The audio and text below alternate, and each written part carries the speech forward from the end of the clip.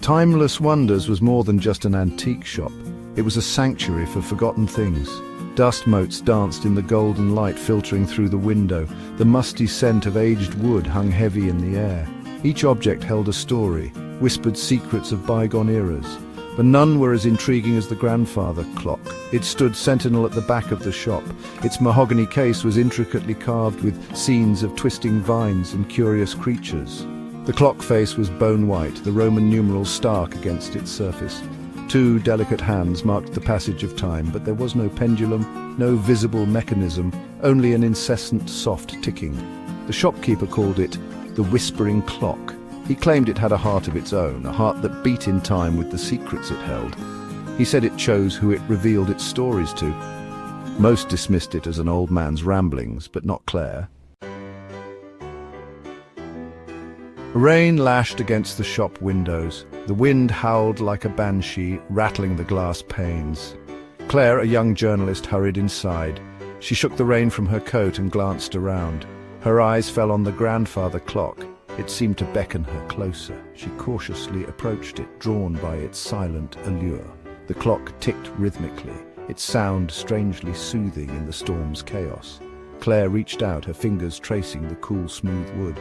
A jolt of energy ran up her arm. The air crackled. The world dissolved around her. Claire found herself standing in a sun-drenched meadow. Butterflies danced among wildflowers. Children's laughter echoed on the breeze. She was a spectator, unseen, unheard.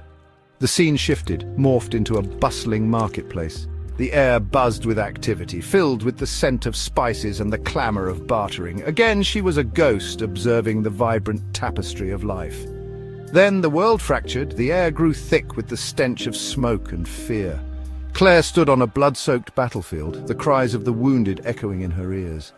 The clock was showing her fragments of time, glimpses into the past, both beautiful and brutal. It whispered tales of love and loss, of triumph and despair. Each scene, each memory was vivid, real. Claire felt the echoes of emotions, the weight of history.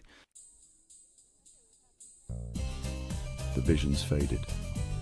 Claire was back in the antique shop. The grandfather clock ticked steadily, its secrets safely locked away, but Claire was changed.